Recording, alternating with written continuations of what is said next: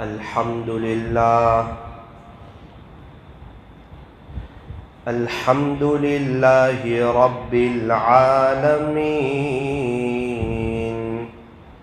حمدا كثيرا طيبا مباركا فيه كما يحب ويرضى.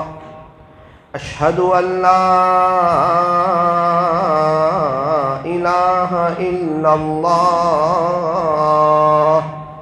وحده لا شريك له في الخلق والأمر، وأشهد أن سيدنا وسندنا وحبيبنا وشفيعنا وخليلنا ومولانا محمدا عبده ورسوله المبعوث إلى الأسود والأحمر المنعوت بشرح الصدر ورفع الذكر، صلى الله عليه وعلى آله وأصحابه وبارك وسلم تسليما كثيرا كثيرا. أما بعد فأعوذ بالله من الشيطان الرجيم. بسم الله الرحمن الرحيم. واذكروا الله كثيرا لعلكم تفلحون. وقال الله تبارك وتعالى في القرآن المجيد والفرقان الحميد: يا أيها الذين آمنوا اذكروا الله ذكرا كثيرا وسبحوه بكرة وأصيلا. صدق الله مولانا العظيم. وقال النبي صلى الله عليه وسلم: ذكر الله شفاء القلوب. وصدق رسوله النبي الكريم. ونحن على ذلك لمن الشاهدين والشاكرين، والحمد لله رب العالمين.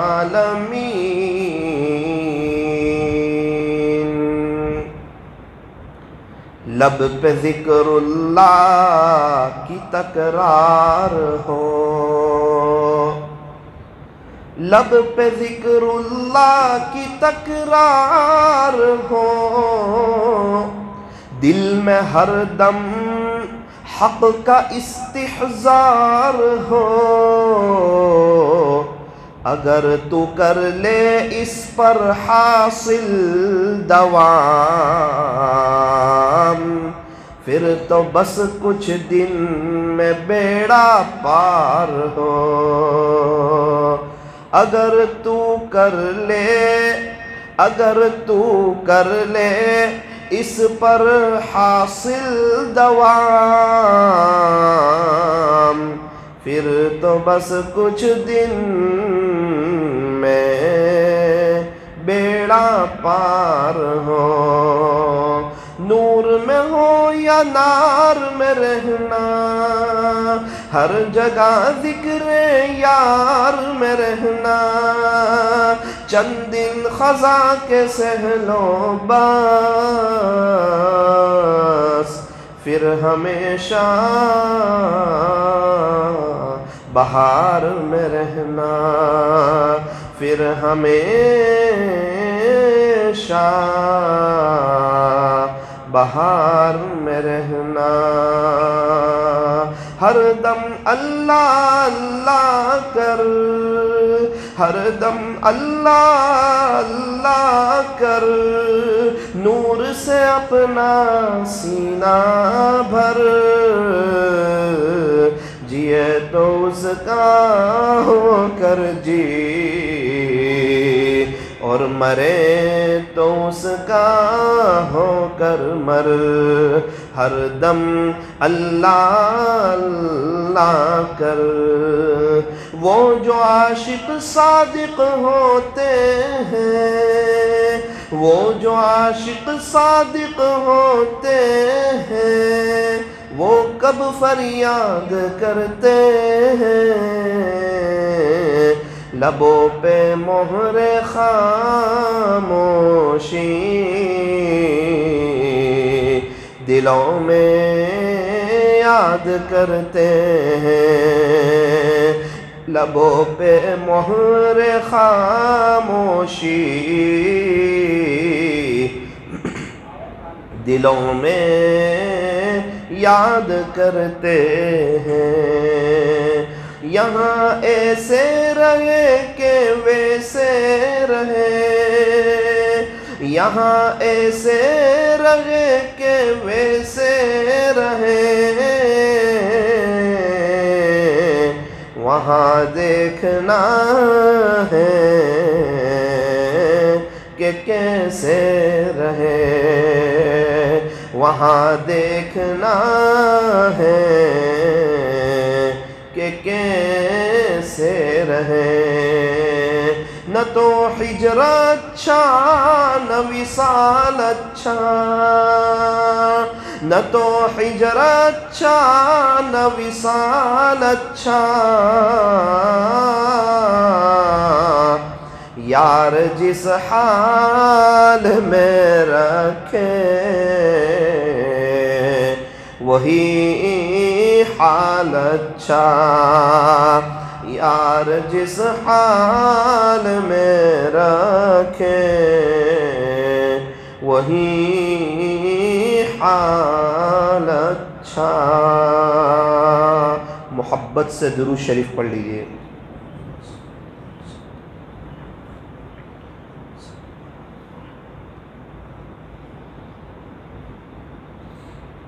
بزرگان محترم اور عزیز نوجوانوں، اللہ تعالیٰ نے ہمیں جسم بھی دیا ہے اور روح بھی عطا فرمائی ہے۔ جسم مٹی سے بنا ہے اور اس کی ساری ضرورتیں مٹی سے پوری ہوگی۔ روح یہ اللہ کا امر ہے اور اس کی بھوک اللہ کے ذکر سے مٹے گی۔ یوں فرمایا کہ جسم مٹی سے بنا ہے، بھوک بھی لگتی ہے، پیاس بھی لگتی ہے۔ فرمایا کہ جسم کی ساری ضرورتیں مٹی سے پوری ہوگی۔ بھئی چاول کہاں سے آئیں گے؟ فرمایا زمین سے۔ گیہوں کہاں سے آئیں گے؟ فرمایا زمین سے۔ سبزی کہاں سے آئے گی؟ فرمایا زمین سے۔ پھل فروٹ کہاں سے آئیں گے؟ فرمایا زمین سے۔ روٹی بنے گی تو گیہوں کی ضرورت، آٹے کی ضرورت، یہ کہاں سے آئے گا؟ فرمایا زمین سے۔ زمین سے اگنے والی چیزیں بہت سی وہ چیزیں ہیں جس سے انسان کی جسم کی بھوک مٹتی ہے۔ بھئی بورنگ کہاں ہوتا ہے؟ پانی کہاں سے آتا ہے؟ زمین سے۔ تو ایک بات یاد رکھنا، جسم کی ضرورت زمین سے پوری ہوگی۔ روح وَيَسْأَلُونَكَ عَنِ الرُّوحِ، پیارے نبی جی یہ لوگ آپ سے روح کے بارے میں پوچھتے ہیں۔ قُلِ الرُّوحُ مِنْ أَمْرِ رَبِّي، پیارے نبی جی آپ انہیں کہہ دیجئے یہ روح تو میرے رب کا امر ہے، میرے رب کا حکم ہے۔ روح آئی ہے اللہ کے پاس سے، اس کی ساری ضرورتیں پوری ہوگی نیک اعمال سے، ذکر سے، اللہ کو راضی کرنے سے۔ ایک اور بات یاد رکھیں، ذرا دھیان سے سننا، بات سمجھ آئے گی، اور اگر اس کے مطابق عمل ہو جائے گا، چین، سکون، اطمینان اور امن و امان مل جائے گا، اور زندگی گزارنے کی مزہ آ جائے گی، اور دنیا اور آخرت انشاءاللہ دونوں بہتر بن جائے گی۔ انسان کو جب پیاس لگتی ہے اور اس وقت اگر وہ پانی نہ پیے تو بے چین ہو جاتا ہے، 1 گھنٹہ برداشت کرے گا، 2 گھنٹے کرے گا، 2.5 گھنٹے کرے گا، اس سے زیادہ برداشت نہیں کر سکتا۔ کتنا اچھا شربت پلا دیا جائے اور کتنا اچھا کولڈ ڈرنکس دے دیا جائے، اس کو پانی سے جو پیاس بجھتی ہے وہ نہ کولڈ ڈرنکس سے بجھتی ہے نہ شربت سے بجھتی ہے۔ پانی اللہ تبارک و تعالیٰ کی ایک عجیب و غریب نعمت ہے، اس لیے فرمایا کہ پانی پینے سے پہلے کم سے کم بسم اللہ پڑھ لیا جائے، اور پانی پینے کے بعد الحمدللہ پڑھ لیا جائے، اور پانی سنت کے مطابق پیا جائے۔ فرمایا کہ سیدھے ہاتھ سے پیا جائے، دیکھ کے پیا جائیں، اور بیٹھ کے پیا جائیں، بسم اللہ بول کے پیا جائیں، 3 سانس میں پیا جائیں، اور پینے کے بعد الحمدللہ کہا جائے، اور اس طرح پانی پیے کہ یہ پانی پینا ہمیں اللہ کے قریب کر دے۔ دن میں کئی دفعہ پانی پیتے ہیں، الحمدللہ سیدھے ہاتھ سے بھی پیتے ہیں، بیٹھ کر بھی پیتے ہیں، بسم اللہ بھی پڑھتے ہیں، 3 سانس میں بھی پیتے ہیں، پینے کے بعد الحمدللہ بھی پڑھتے ہیں۔ 5 سنتوں پر اکثر لوگوں کا عمل ہوتا ہے، یہ عاجز اپنی آنکھ سے ان لوگوں کو دیکھتا ہے، لیکن افسوس اس بات کا کہ اس وقت پیارے نبی کی یاد نہیں آتی کہ میں سرکار مدینہ حضرت محمد الرسول اللہ صلی اللہ علیہ وسلم کی نقل اتار رہا ہوں۔ اگر اس وقت یہ دھیان آ جاوے، یہ استحضار آ جاوے، یہ سنت ہمیں اللہ کے قریب کر دے۔ ہر سنت نے اللہ کے عرش تک پہنچنے کا راستہ دیکھا ہوا ہے، ہر پیارے نبی کی نبوی دعا نے اللہ کے عرش تک پہنچنے کا راستہ دیکھا ہوا ہے۔ آپ یقین مانیں، جو بھی اللہ والے بنے ہیں نا، وہ سب سنتوں پر عمل کر کے بنے ہیں، اتفاقی طور پر کوئی اللہ والا نہیں بن گیا ہے۔ کیا ہوا؟ اتفاق ہو گیا، فلاں آدمی اللہ والا ہو گیا، ایسا نہیں ہوتا۔ اتفاقاً آدمی اللہ والا نہیں بنتا۔ تو ایک راستہ بتا دیا، سنتوں پر چلو گے آپ کو اللہ ملے گا، سنتوں سے ہٹ کر اللہ نہیں مل سکتا۔ کتنا ذکر کر لے، کتنے وظیفے پڑھ لے، کتنا قرآن شریف پڑھ لے، روزانہ 1 لاکھ مرتبہ درود شریف پڑھ لے، جتنی مرضی پوری رات تہجد پڑھ لے، اگر سنتوں سے دور ہے اللہ نہیں ملے گا۔ اللہ تک پہنچنے کا ایک ہی راستہ جو کھلا ہوا ہے وہ ہے سنتوں والا راستہ۔ اسی کو فرمایا، نقش قدم نبی کے جنت کے راستے اللہ سے ملاتے ہیں سنت کے راستے۔ افسوس تو اس وقت ہوتا ہے، ہمیں سونے کی دعا یاد ہے، ہر وقت یاد رہتی ہے، صرف سونے سے پہلے بھول جاتے ہیں، یہ افسوس کی بات ہے۔ اسی کو غفلت کہتے ہیں، اس کو علم نافع نہیں کہیں گے۔ علم نافع کسے کہتے ہیں؟ فرمایا وہ علم جس پر عمل کیا جائے اسے علم نافع کہتے ہیں۔ اس لیے میرے عزیزو، اس بات کو طے کرو آج کی مجلس میں، انشاءاللہ جو سنتیں ہمیں معلوم ہے اس پر تو پابندی سے استحضار کے ساتھ عمل شروع کر دیں گے۔ بھائی مسجد میں داخل ہونے کی سنتیں ہم سب کو معلوم ہے، سیدھے پیر سے داخل ہونا، لیکن اس وقت یہ استحضار تو ہو کہ پیارے نبی سیدھے پیر سے داخل ہوا کرتے تھے۔ सीधे पैर से दाखिल हो, बिस्मिल्लाह पढ़ लिया जाए और जो है दुरूद शरीफ पढ़ लिया जाए और दुआ पढ़ ली जाए और एहतिकाफ की नीयत कर ली जाए। सीधे पैर से आ गए, बिस्मिल्लाहि वस्सलातु वस्सलामु अला रसूलिल्लाह सल्लल्लाहु अलैहि वसल्लम, अल्लाहुम्मा अफ्तह ली अबवाब रहमतिक, बिस्मिल्लाहि दखलतु व अलैहि तवक्कलतु व नवैतु सुन्नतल एतिकाफ। अल्लाह अकबर। मस्जिद में आया, अल्लाह भी मिल गया, सुन्नतों पर चला, अल्लाह खुश हो गए, प्यारे नबी भी खुश हो गए और नबी की नकल उतारी। अब इसकी नमाजों के अंदर जान पैदा होगी। एक बड़ा तबका मस्जिद में उल्टे पैर से आ जाता है, सीधे पैर से चला जाता है, ये अल्लाह को नाराज करने वाली चीज़ है। फरमाया कि दुनिया में सबसे ज़्यादा पसंदीदा अगर अल्लाह के नज़दीक कोई जगह हो तो वो मस्जिद है। और ये मस्जिदें जो है ना, ये हमारा चार्जर है। मस्जिद में आके बैटरी चार्ज होती है, मस्जिद में आके इंसान को सुकून मिलता है, मस्जिद में आकर आखिरत की तैयारी होती है।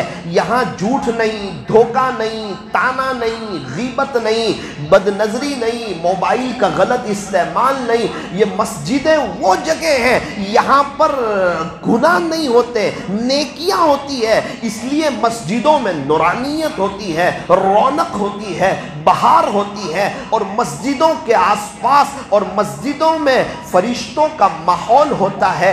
इसलिए जो बंदा मस्जिद में बैठने का आदी होता है वो अक्सर नेकियों का आदी होता है, क्योंकि फरिश्ते नेकियां करते हैं, अल्लाह की फर्मा बरदारी करते हैं, नाफरमानी नहीं करते। फरमाया कसरत से मस्जिद में बैठने वाला अल्लाह का फर्मा बरदार हो जाता है, नाफरमानी से बच जाता है। फरिश्ते कभी भी अल्लाह की नाफरमानी नहीं करते, नाफरमानी को पसंद भी नहीं करते, नाफरमानी से कोसों दूर निकल जाते हैं। और जो मस्जिद में बैठने का आदी हो जाता है, मस्जिद में अपना वक्त ज़्यादा गुजारता है, मस्जिद को अपना चार्जर समझता है। अगर ज़्यादा आखिरत की तैयारी करनी हो, अल्लाह को राज़ी करके जाना हो, मस्जिदों में अपना वक्त ज़्यादा गुजारा करें। इसीलिए फरमाया हो सके तो मामूलात मस्जिद में बैठकर पढ़े, इससे तरक्की ज्यादा होगी, दिल के अंदर नूर जल्दी उतरेगा और ध्यान ज्यादा लगेगा। हमारे सारे अमल मस्जिदों में होते हैं। मशवरा फरमाया मस्जिद में होता है, गश्त फरमाया कि यहाँ बैठकर होता है और 2.5 घंटे फरमाया यहीं से उसकी तरतीब बनती है।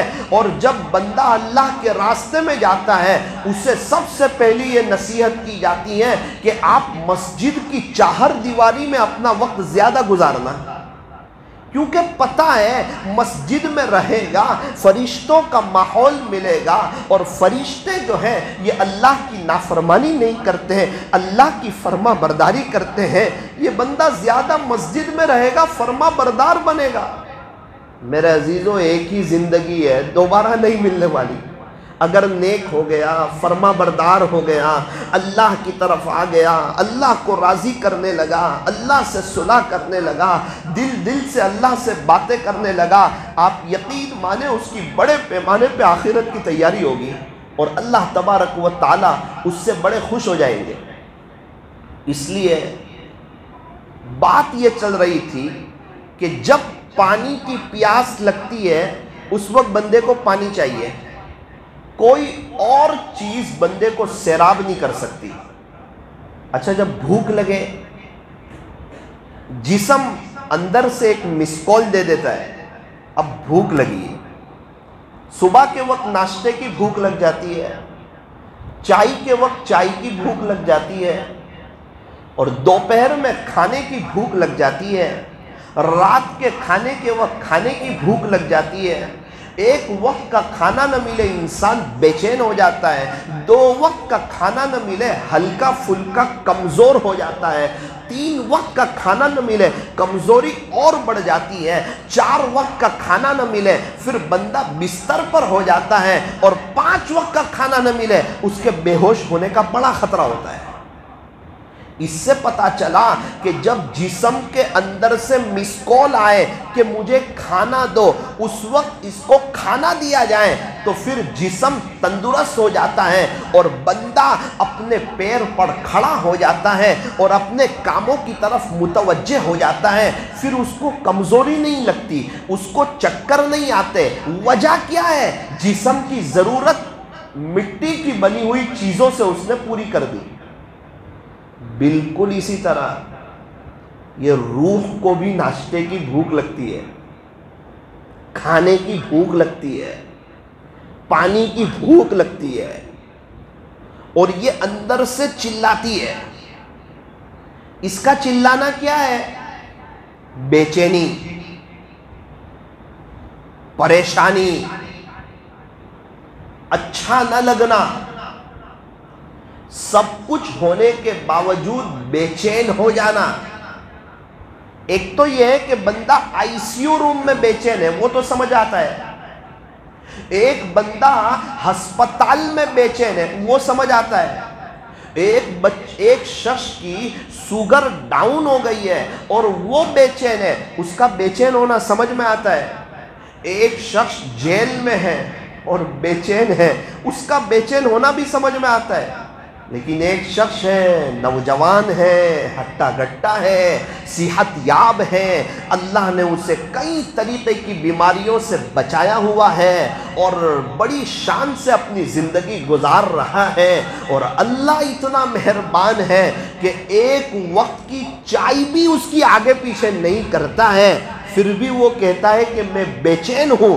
یہ اس بات کی علامت ہے، اس کی روح اندر سے چلا رہی ہے، میرے عزیز جسم کو تو کھانا دیتا ہے، مجھے بھی کھانا دے۔ روح کا ناشتہ کیا ہے؟ فجر کی نماز کے بعد اگر کوئی یاسین شریف پڑھ لے تو فرمایا یہ روح کا ناشتہ ہے، روح کو ناشتہ مل جاتا ہے۔ جس طرح بھوک لگتی ہے، کھانا مل جائے انسان مطمئن ہو جاتا ہے، بالکل اسی طرح وقتاً فوقتاً روح کو کھانا مل جائے، یہ روح بھی مطمئن ہو جاتی ہے۔ آج جس کو دیکھو غم سے بھرا ہوا ہے، غصے سے بھرا ہوا ہے، غم اور غصے میں بھرا ہوا ہے، کیوں؟ کیا وجہ ہے؟ فرمایا اس کے اندر سکون نہیں ہے۔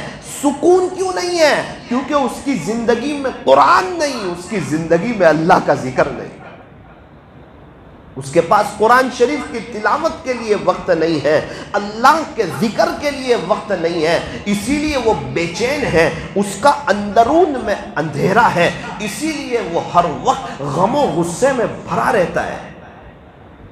اور جو قرآن شریف کی تلاوت کرتے ہیں، اللہ کا ذکر کرتے ہیں، وہ ہر وقت تر و تازہ رہتے ہیں، ان کے چہرے پر ایک رونق ہوتی ہے، ایک نورانیت ہوتی ہے، چاہے ان کا رنگ کیسا بھی ہو لیکن ان کے چہرے پر ایک لائٹنگ ہوتی ہے، ایک نورانیت ہوتی ہے، ان کے چہروں پر سکون کے آثار ہوتے ہیں، اور وہ دنیا میں رہتے ہوئے جنت کا مزہ لے رہے ہوتے ہیں اور بڑی مزیدار زندگی گزارتے ہیں۔ دنیا اللہ ان کے قدموں میں ڈالتا ہے، ان کی بیوی بچے ان کے فرما بردار ہوتے ہیں، گھروں میں ایک محبتوں والا ماحول قائم ہوتا ہے، اور اللہ کی زمین پر انہیں زندگی گزارنے کا مزہ آتا ہے۔ کیا وجہ ہے؟ کہ جس اللہ نے بنایا ہے اس کے فرما بردار ہے، اس کے نافرمان نہیں ہے۔ اور بیٹا جب تک باپ کا فرما بردار ہو، بیٹے کو باپ کے گھر میں مزہ آتا ہے، اور جب نافرمانی کریں پھر ابو کے گھر میں مزہ نہیں آتا۔ بالکل اسی طرح بندہ جب تک اللہ کا فرما بردار رہتا ہے اسے اللہ کی زمین پہ مزہ آتا ہے، جب نافرمانی کرتا ہے پھر اللہ کی زمین پہ اسے مزہ نہیں آتا۔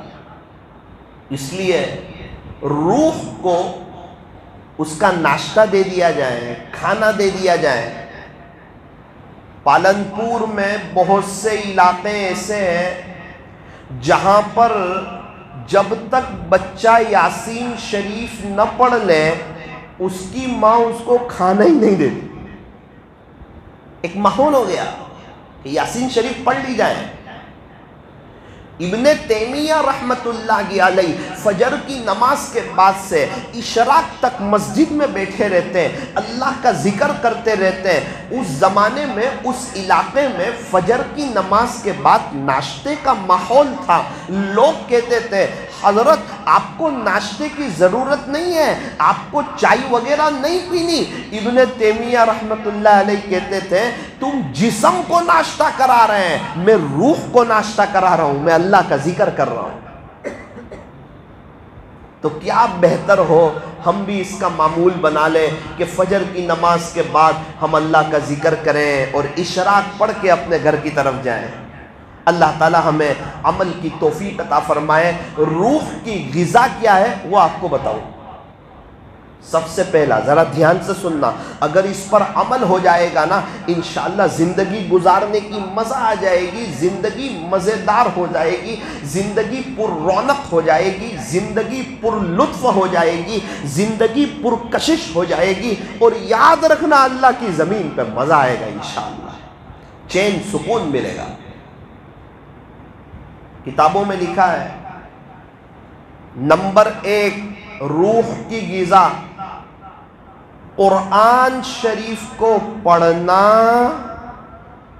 اور سننا، یہ روح کا کھانا ہے۔ اس سے روح سیراب ہوتی ہے، اس سے روح مطمئن ہوتی ہے۔ قرآن شریف کا پڑھنا اور سننا، جب بھی اللہ کا قرآن سنو محبت کے کانوں سے سنو، بوجھ سمجھ کر کے نہ سنو۔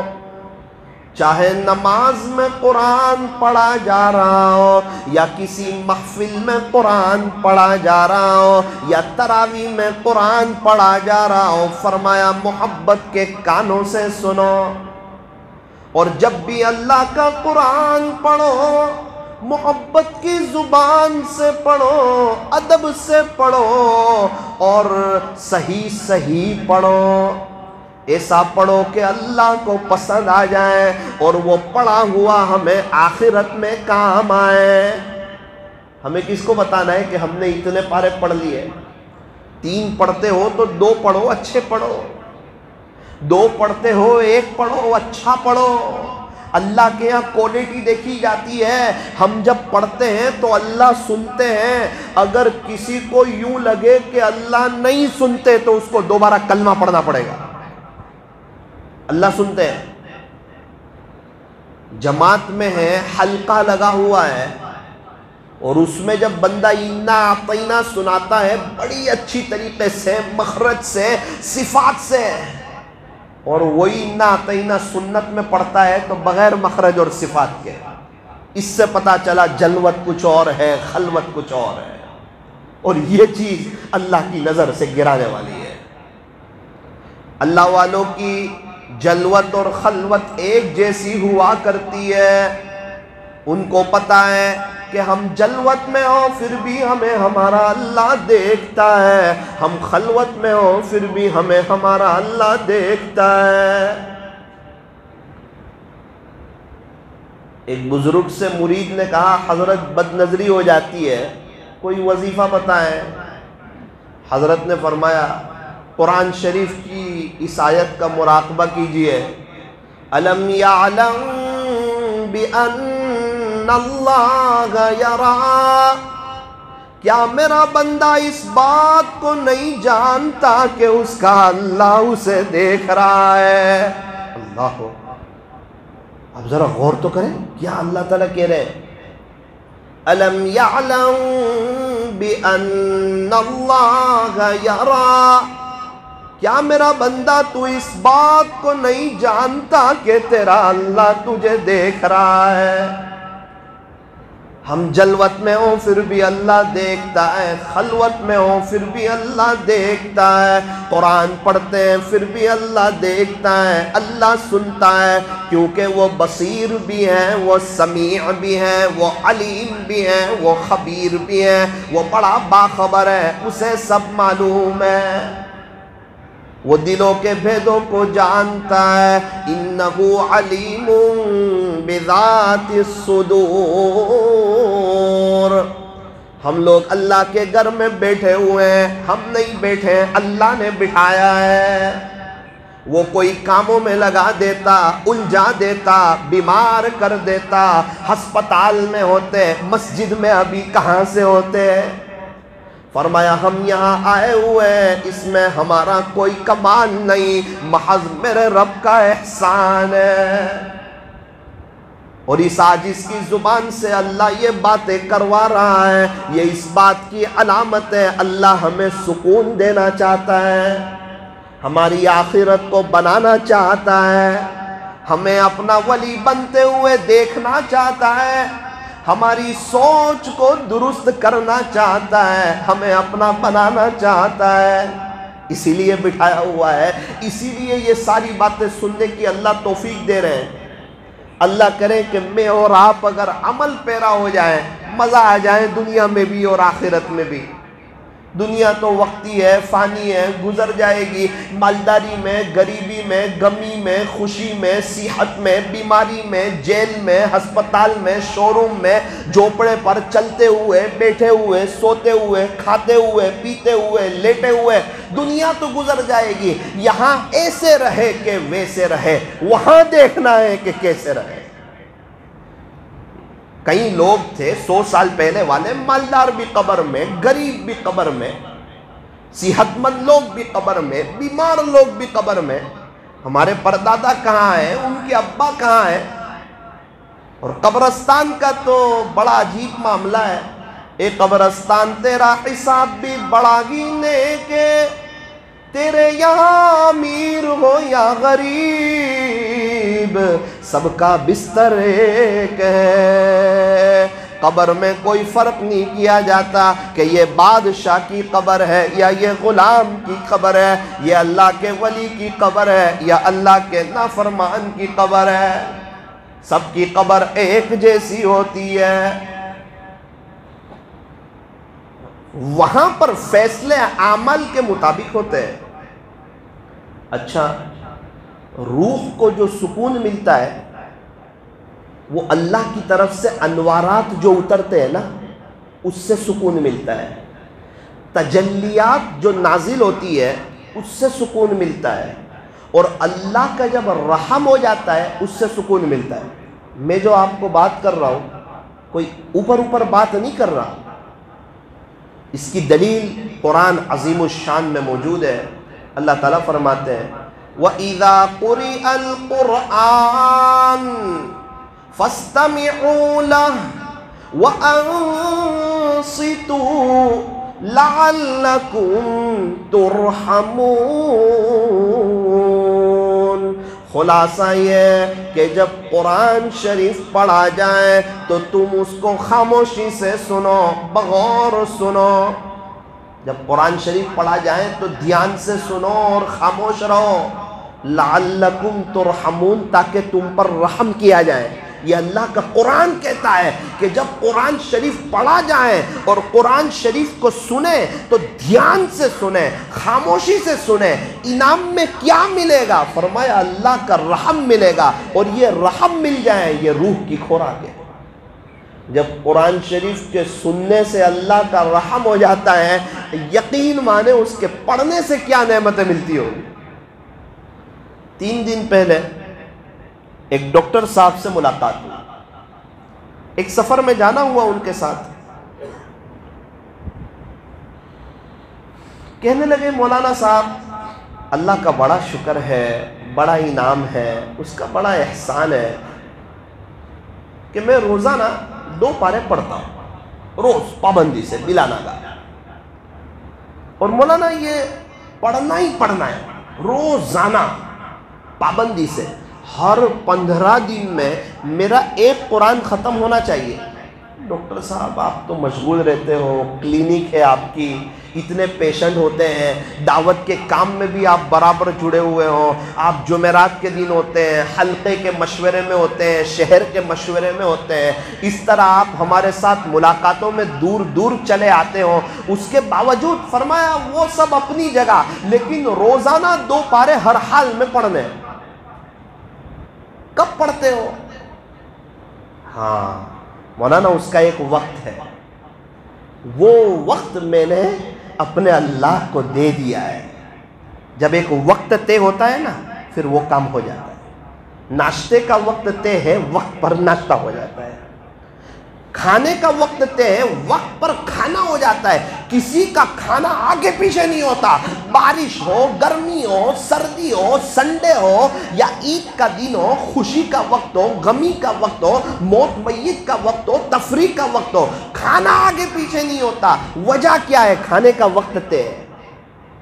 آگے پیچھے کیا ہوتا ہے؟ قرآن شریف کی تلاوت، کیونکہ اس کا وقت طے نہیں ہے۔ ڈاکٹر صاحب نے کہا مولانا میں دوپہر میں جب قیلولہ کر لیتا ہوں 4 بجے میں اٹھتا ہوں اور 4 سے 5 کا وقت میں اپنے اللہ کو دے چکا ہوں۔ کتنا وقت؟ 4 سے 5 کا وقت۔ اس وقت میں کوئی پیشنٹ نہیں، کوئی گھر والے نہیں، کوئی کام نہیں، کوئی فون نہیں، اور اس وقت میں کسی سے کوئی سمجھوتا نہیں، کیونکہ میرا اللہ بڑا کریم ہے اور یہ وقت میرے اللہ کے لیے۔ 4 سے 5 کا وقت، آدھے گھنٹے میں اچھی طرح ایک پارہ ہو جاتا ہے۔ 20 منٹ میں نہیں پڑھتا ہوں، خلاصہ جلدی جلدی نہیں، اطمینان سے۔ اور رمضان میں ساری مشغولی کے باوجود روزانہ جو 10 پارے پڑھنے ہیں وہ پڑھنے ہیں، اور پچھلے 5 سال سے ہر رمضان میں 10 قرآن مجید ختم کرنے کا معمول ہے۔ سن کر دل ہل گیا، افسوس بھی ہوا کہ ہماری زندگی تو غفلتوں میں گزر رہی ہے۔ ماشاءاللہ آپ میں سے بہت سے لوگ ہوں گے جنہوں نے ایک وقت طے کیا ہوگا، اور جنہوں نے وقت طے نہیں کیا وہ میرے ساتھ اس بات پر ضرور متفق ہوں گے، کبھی تلاوت ہوتی ہے، کبھی ناغہ ہو جاتی ہے، کیونکہ شیطان اتنی آسانی سے کسی کو تلاوت کرنے نہیں دیتا۔ جہاں یہ بات لکھی ہے مشائخ نے کہ سنتوں پر عمل کرنے سے اللہ ملتا ہے، سنتوں پر عمل کی توفیق کیسے ہو؟ مشائخ لکھتے ہیں یہ جو اللہ والے ہوتے ہیں یہ معمولات کے بڑے پابند ہوتے ہیں، ان کی معمولات بڑی پابندی کے ساتھ ہوتے ہیں، اس میں ناغہ نہیں ہوتا۔ یہی وجہ ہے اللہ انہیں اپنا بناتا ہے، ورنہ اتفاقی طور پر اچانک کوئی اللہ والا نہیں ہو جاتا۔ بہت اچھا موقع ہے اللہ کے ولی بننے کا، اللہ والے بننے کا، اس سے دوستی کرنے کا، اس سے یاری لگانے کا۔ ہم نے دیکھا جب کوئی گھر کا آدمی نیک ہو جاتا ہے پھر اس کے بچے حافظ بنتے ہیں، ان کے بچے عالم بنتے ہیں، مفتی بنتے ہیں، قاری بنتے ہیں، اور پورے گھر کا ماحول چینج ہو جاتا ہے۔ وجہ کیا بنی؟ فرمایا کہ ابا نیک ہو گئے تھے، ابا نیک ہو گئے، اب ان کی نسلوں میں علماء پیدا ہوئے، اللہ والے پیدا ہوئے۔ ذریعہ کون بنا؟ فرمایا کہ ذریعہ باپ بنا۔ تو نمبر 1 قرآن شریف کو پڑھنا اور سننا، صحیح قرآن پڑھنا۔ اگر صحیح قرآن پڑھنا نہ آتا ہو تو صحیح قرآن پڑھنے والے سے سیکھنا، اسے وقت دینا، جانوے تلمذ اس کے سامنے طے کرنا، اور اس بات کو ثابت کرنا کہ قرآن کے سامنے پہلے بھی میں بچہ تھا اور ابھی بھی میں بچہ ہوں۔ کچھ جگہوں پر انسان کبھی بھی بڑا نہیں ہوتا، اپنے ماں باپ کے سامنے کبھی بھی کوئی بڑا نہیں ہوتا، چاہے دادا بن جائے۔ اللہ کے دین کے سامنے کبھی بھی کوئی بڑا نہیں ہوتا، چاہے کتنا بڑا ولی بن جائے۔ اور قرآن شریف کے سامنے کبھی بھی کوئی بڑا نہیں ہوتا، چاہے وہ حافظ قرآن بن جائیں یا عاشق قرآن بن جائیں۔ قرآن شریف کے سامنے کوئی بڑا نہیں ہوتا۔ اگر نہ آتا ہو پڑھنا، صحیح پڑھنا نہ آتا ہو، قیامت کے دن یہ عذر نہیں چلے گا کہ مجھے صحیح پڑھنا نہیں آتا تھا، میری زبان نہیں ولتی تھی۔ میرے عزیز، جہاں زبان مڑا کرتی ہے، جو لوگ قاری لوگ ہیں، اچھا پڑھنا جانتے ہیں، ان کے پاس جا کر بیٹھ، تو وہ فیکٹری میں بیٹھے گا، تیری زبان بھی مڑنا شروع ہو جائے گی۔ ایک را صحیح ہوگی، قرآن میں 6000 سے زیادہ تقریباً را اس کی صحیح ہو جائے گی۔ قرآن شریف میں جتنی را ہے وہ سب صحیح ہو جائے گی۔ قرآن شریف میں 29 حروف ہیں الف سے یا تک، اس کے علاوہ ایک بھی حرف نہیں ہے جس کے 29 حروف صحیح ہو جائیں، پھر اس کا قرآن صحیح ہو جاتا ہے۔ تھوڑا سا وقت دے دیا جائے اللہ کے قرآن کو سیکھنے میں۔ ہم نے نوساری میں مدرسہ اصحاب صفہ شروع کیا تھا بڑے لوگوں کے لیے۔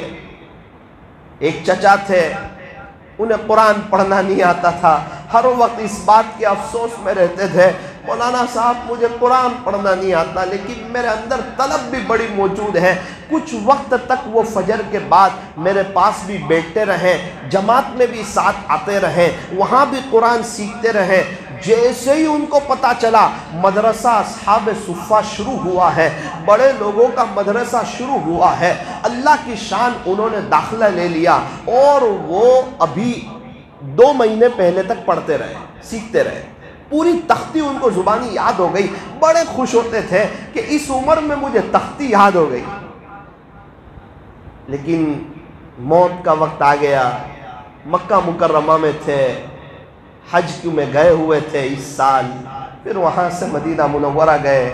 اللہ اکبر، کلمہ پڑھتے پڑھتے ان کے بیٹے نے کہا، لگاتار میرا ابو کلمہ پڑھ رہے تھے، لگاتار کلمہ لا الہ الا اللہ محمد الرسول اللہ صلی اللہ علیہ وسلم۔ ان کے بیٹے نے کہا، مولانا اتنا کلمہ پڑھتے تھے کہ عرب کے ڈاکٹر رشک کرتے تھے، اتنا کلمہ پڑھتے تھے۔ وہ ڈاکٹر لوگ کہنے لگے، یہ کون ہے، کیا کرتا ہے، زندگی کیسے گزاری ہے، موت کا وقت ہے، آخری گھڑیاں ہیں، اس کو کلمے کے علاوہ کچھ سمجھ ہی نہیں آتا۔ اتنی بیماری ہے، آخری وقت ہے، آخری گھڑیاں ہیں، ہارٹ میں بڑی تکلیف ہو چکی ہے، بڑا پرابلم ہو چکا ہے، اور کہہ رہے ہیں نماز کا وقت ہو گیا۔ ڈاکٹر صاحب نے کہا کہ آپ نماز نہیں پڑھ سکتے، آپ کس پوزیشن میں ہیں ذرا وہ تو دیکھو۔ کہا نا نماز زندگی پر کبھی چھوڑی نہیں، مرتے مرتے نماز چھوڑوں گا نہیں۔ مدینہ منورہ کی سرزمین ہے اور اس بندے کو نماز بڑی یاد ہے، تیمم کر کے نماز پڑھی ہے۔ ڈاکٹر لوگ حیرت میں رہ گئے، مدینہ منورہ کی سرزمین پر وفات پائی، انتقال ہوا، انا للہ و انا الیہ راجعون۔ اور ایک شخص نے کہا بڑی شان سے عصر کی نماز سے پہلے ان کا جنازہ گنبد خضرا کے قریب سے لایا گیا اور اس کو مسجد نبوی کے قریب رکھا گیا، اور اعلان ہوا، اور مسجد نبوی میں ان کی جنازے کی نماز ادا کی گئی۔ لاکھوں لوگوں نے ان کی جنازے کی نماز پڑھی، اور بڑی شان سے گنبد خضرا کے قریب سے گزرتا ہوا ان کا جنازہ بھی وہاں سے گزرا۔ ہم تو جانے کے لیے تڑپتے ہیں، کچھ لوگ ایسے ہوتے ہیں جن کے جنازے بھی وہاں سے گزرا کرتے ہیں۔ عاشق تھے، گزشتہ سفر میں کچھ میں ہمارے ساتھ چلے میں تھے، تہجد کے وقت میں بہت روتے تھے۔ ایک کونے میں سے زور سے رونے کی آواز آتی تھی، کہتے تھے مولانا میں جاہل ہوں، مجھے کچھ نہیں آتا، میں ان پڑھ آدمی، مجھے کچھ نہیں آتا، مجھے اللہ کا قرآن نہیں آتا مولانا۔ اللہ اکبر، اس پر وہ تڑپتے تھے، بے چین ہوتے تھے۔ کچھ لوگ ایسے ہیں سیکھتے ہیں پھر بھی نہیں آتا، اللہ کے بہت قریب ہو جاتے ہیں۔ کچھ لوگ اچھا سیکھ لیتے ہیں، تکبر کر کے خدا کی نظر سے گر جاتے ہیں۔ مقدر اپنا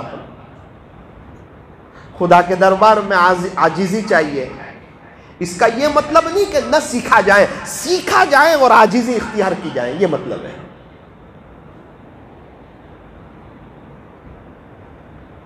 اتفاق سے وہ اس عاجز سے بیعت بھی تھے۔ میں تو ابھی چلے کے سفر میں تھا، راجستھان جے پور میں، اور اچانک کسی نے آ کر کے کہا کہ عبد الواحد چاچا رحمۃ اللہ علیہ کا انتقال ہو گیا، ایک دم خاموش ہو گیا، سکتہ طاری ہو گیا. ایک دم صحت مند تھے، اچھے تھے، تندرست تھے، جماعت میں ساتھ میں چلا کرتے تھے، پابندی سے گش میں ان کی حاضری ہوتی تھی، پابندی سے گش میں ان کی شرکت ہوتی تھی، اعلان اکثر وہی کرتے تھے، اعلان گش کے بڑے پابند تھے. اللہ کے دین کی بہت زیادہ عظمت ان کے دل کے اندر تھی. جیسے ہی مجھے پتا چلا، اتفاقیہ میری زبان سے نکلا، عبد الواحد چاچا آپ اس بات کے حقدار تھے کہ آپ مدینہ منورہ میں جاتے ہیں، آپ اس بات کے حقدار تھے. اپنے حالات مجھے سناتے تھے، ہمیشہ ایک بات کہتے تھے، مولانا مجھے نصیحت کرتے ہوئے کہتے تھے، مولانا نیت صاف ہوتی ہے تو منزل آسان ہوتی ہے، نیت صاف ہوتی ہے تو منزل آسان ہوتی ہے. آج وہ ساری باتیں ان کے ساتھ اٹھنا بیٹھنا، ان کے ساتھ وقت لگانا، آج وہ یاد آتا ہے، ان کی ادائیں یاد آتی ہے. بڑے سخی تھے، خاموش رہنے والے. ایک بات ان کے اندر عجیب دیکھی، غیبت نہیں کرتے تھے، غیبت سے بہت دور تھے، تیری میری سے بہت دور تھے. پتہ چلنا چاہیے نوساری میں کہاں کس کا بیان ہے، کوئی ہو نہ ہو عبد الواحد چاچا ہوتے تھے. طلب کی بات تھی یار. اللہ سب کے دل کو دیکھتا ہے، دلوں کے حال کو دیکھتا ہے، جذبے کو دیکھتا ہے، شوق کو دیکھتا ہے، کس کے اندر کیا طلب ہے اللہ جانتا ہے. مجھے اچھی طرح یاد ہے ان کا بے چین ہو جانا، ان کا تڑپنا. 40 دن میں سے کوئی 25 رات ایسی ہوئی ہوگی جس میں روتے ہوئے ان کی چیخیں نکل گئی مسجد میں. نیک بندہ، نمازی بندہ، تہجد گزار بندہ، اللہ کے دین کی محنت کرنے والا بندہ، زکاتیں دینے والا بندہ، اور پڑوسیوں کے ساتھ حسن سلوک کرنے والا بندہ، اللہ اکبر کبیرہ، راتوں کو اتنا رو رہا ہے، تڑپ رہا ہے. کیا پتا تھا کہ یہ رونا اور یہ تڑپنا اور یہ راتوں کا اٹھنا اور یہ سخاوت اور یہ نرمی اور یہ حسن سلوک یہ انہیں مدینہ منورہ میں لے جائے. مدینہ منورہ کا تذکرہ آتا تھا، ایموشنل ہو جاتے تھے. اللہ کی شان. کچبوج کا چلے کا ایک سفر ایسا تھا، اس میں ہم نے مدینہ منورہ میں حاضری کے لیے اللہ تعالیٰ سے بہت دعائیں کی تھی، اور وہاں کا مدفن ملے اس کے لیے بھی بہت دعائیں کی تھی. کچبوج کے سفر میں سب سے زور سے یہ کہتے تھے آمین. جس پہاڑ پہ ہم چلے جائیں وہاں دعا کر لیتے. اکثر مجلسوں میں دعا ہو جاتی، کبھی رات کی تہجد میں دعا ہو جاتی. اس وقت ان کی تڑپ دیکھی تھی، فکر دیکھی تھی، قربانی دیکھی تھی. صحیح بیان کرنا تو نہیں جانتے تھے، اخیر تک وہ صحیح معنوں میں قرآن نہیں سیکھ سکے، لیکن ان کی طلب کو سلام، ان کے جذبے کو سلام، اخیر تک سیکھنا چھوڑا نہیں. اپنی طلب بتائی اللہ کو، اور بڑی شان سے مدینہ منورہ میں پیارے نبی علیہ السلام کے قدموں میں انتقال ہوا. وہیں جنازے کی نماز پڑھائی گئی، وہیں قریب میں انہیں دفن کیا گیا. حاجی لوگ تو حج کر کے آ گئے اور وہ وہیں رہ گئے مدینہ منورہ. وہ کیسی سرزمین ہے جس زمین کے نیچے آقائے نامدار حضرت محمد الرسول اللہ صلی اللہ علیہ وسلم آرام فرما رہے ہو. اس سے بڑھ کے مدینہ منورہ کی سعادت کیا ہوگی. اور وہی سرزمین پر بھائی عبد الواحد چاچا آپ بھی آرام کر رہے ہیں. آپ کی عظمتوں کو سلام، آپ کی رفعتوں کو سلام. میں نے ان کے بیٹوں سے پہلے ہی کہا، دونوں بیٹے سے کہا، جب آپ کو یہ پتہ چلا ابو کا انتقال ہو گیا تو پھر آپ نے مٹھائی کیوں تقسیم نہیں کی؟ آپ کو چاہیے تھا آپ پورے نوساری میں مٹھائی تقسیم کر دیتے. عذرائے مذاق میں نے فرمایا کہ یہ خوشی کا آپ کا جذبہ ہوتا. پتہ چلا دونوں بیٹے بھی وہیں پہنچ گئے تھے. اللہ تعالیٰ مرحوم عبد الواحد چاچا رحمت اللہ علیہ کی مکمل مغفرت فرمائے اور ان کے درجات کو اعلیٰ علیین میں بلند فرمائے. پسماندگان کو عجیب و غریب صبر جمیل عطا فرمائے. ہمارے ایک ساتھی کو اللہ وہیں لے گئے، ان کی برکت سے اللہ مجھے آپ کو پوری امت کو مدینہ منورہ میں جنت البقیع کا مدفن نصیب فرمائے، ان کے پسماندگان کو اللہ عجیب و غریب صبر جمیل عطا فرمائے، اور ان کے اندر جو صفاتیں تھیں اللہ ہمیں ان صفاتوں کو اپنانے کی توفیق اور سعادت نصیب فرمائے۔ تو بات یہ چل رہی تھی، آخری بات کہ روح کی غذا نمبر 1 اللہ کا قرآن پڑھنا اور سننا، یہ روح کی غذا ہے۔ دلیل اللہ کے قرآن سے وَإِذَا قُرِئَ الْقُرْآنُ فَاسْتَمِعُوا لَهُ وَأَنصِتُوا لَعَلَّكُمْ ترحمون، اور اگر کسی پر اللہ کی طرف سے رحم ہو جائے تو یہ روح کی غذا ہے۔ نمبر 2 استغفار کرنا، استغفر اللہ پڑھنا، چاہے بڑا استغفار کریں یا مختصر الفاظ میں کریں، عربی میں کریں یا اردو میں کریں، شرط یہ ہے ندامت کے ساتھ کریں۔ اس کو تسبیح نہ سمجھیں، استغفار کو وظیفہ نہ سمجھیں، یہ نہ تسبیح ہے، یہ نہ وظیفہ ہے، یہ تو معافی ہے، معافی کے انداز میں استغفر اللہ استغفر اللہ استغفر اللہ۔ اس لیے ہمارے مشائخ یوں فرماتے ہیں، جب تک استغفر اللہ میں معافی کا استحضار نصیب نہ ہو وہاں تک تسبیح میں کچھ عربی کچھ اردو، کچھ عربی کچھ اردو، اس طرح استغفار کی تسبیح پڑھی جائے تاکہ پتہ چلے کہ معافی مانگ رہا ہوں، وظیفہ نہیں کر رہا ہوں میں۔ اللہ اللہ اللہ یہ وظیفہ ہے، صلی اللہ علیہ وسلم یہ وظیفہ ہے، الحمدللہ الحمدللہ یہ وظیفہ ہے، اللہ اکبر یہ وظیفہ ہے، لا الہ الا اللہ یہ وظیفہ ہے، استغفر اللہ یہ وظیفہ نہیں ہے، یہ معافی ہے، معافی۔ بندہ اللہ سے یوں کہہ رہا ہے، میرے رب میں نے گناہ کیے ہیں، میں گنہگار ہوں، مجھے معاف کر دے۔